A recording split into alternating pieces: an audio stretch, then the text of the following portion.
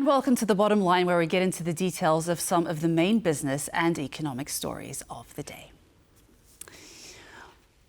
On The Bottom Line today, we want to look into the economic impact of Russia's full-scale invasion of Ukraine as it reaches its 1,000th day on Tuesday. As much as the West assures Ukraine of its support, the war will have long-standing consequences, economic and otherwise, for years to come. I am joined now by Pavlo Sheremeta, economist and former Ukrainian Minister for Economic Development and Trade. Hello, and thank you very much for joining us on The Bottom Line today.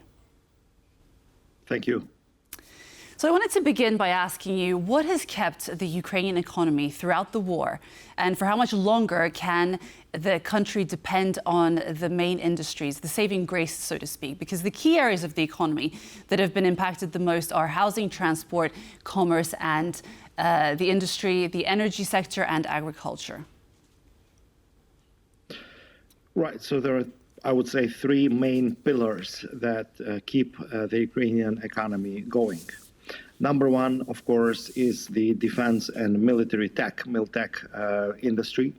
The Minister for Strategic Industries, that's the one who is overseeing this sector, told recently that Ukraine increased the domestic production of ammunition tenfold, 10 times.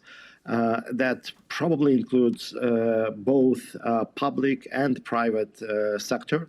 For example, we have a very vibrant private production of drones, many companies, a lot of innovation, and actually a lot of, I would say, disruptive innovation, because while our Western colleagues are moving usually forward and upward in terms of value and quality, Ukrainians understand that the life cycle, the lifetime of those drones could be days, if not hours. So there is no reason for a very sophisticated machinery over there. So what is important is actually the resilience and the cost effectiveness. So that's something that Harvard Business School, the famous Harvard Business School economist Clayton Christensen calls disruptive innovation, and now we're very good at that. So that's pillar number one. Pillar number two, I would say, is the resilience of the rest of the private sector. You already mentioned the agro production is still very much there. Small and medium enterprise is still very, very much there. And innovating both cost effectively and in terms of value. So that actually ensured the growth of Ukrainian economy 3 to 5% during the last 2 years. And number three, of course, the pillar is quite significant Western assistance that comes to Ukraine, especially the budgetary, in this case, assistance, because that actually keeps the Ukrainian teachers and doctors paid, which means that they can support, they can support themselves, they can buy the products from the Ukrainian economy, and that also keeps the whole economy going forward. But how does Ukraine intend to address its very high national debt that is actually projected to exceed 100% by 2025? Because indeed there's financial support from the IMF, but I assume that monetary and fiscal policy will also need to be adapted accordingly. Well, look, 100% in terms of percentage, it is high because it's much higher than the Maastricht criteria. But we are not in the euro. The Maastricht criteria, just to remind us, is 60%. So we have 100%. That's because, of course, because of the war. But look, the national debt in the US is 100%. And in absolute terms, of course, this is a staggering number because the U.S. economy is much, much bigger. The national debt, let's say, in Italy and Japan is actually much higher than 100%. So 100%, especially for the small economy that Ukraine is, does not worry me at the moment. What worries me, of course, how quickly we can start regenerate our growth. Because at the moment, we are still very much under attack by Russian aggressor. For example, it was one of the biggest missile attacks on Sunday night. I mean, if you, of course, would choose the best night for that, of course, it should be Sunday for these aggressors. So they're still targeting the Ukrainian energy sector.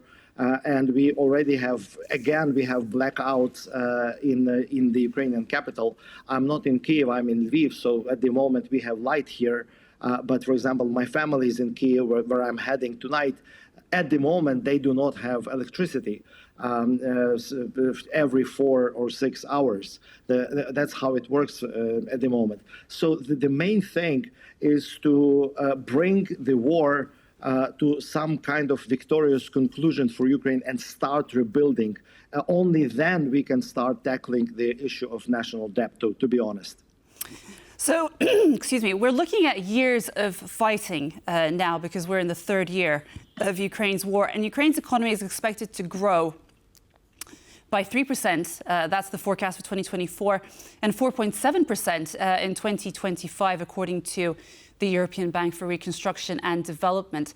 Can you tell our viewers how this level of growth is possible in light of the heavy level of destruction in the country and this focus on defense and fighting? Well, you're right. It's not only the third year. Today is exactly the 1,000th day of this brutal, full-scale invasion that started in 2022. But we actually start counting the days not from 2022, but 2014, when I was the minister in the government.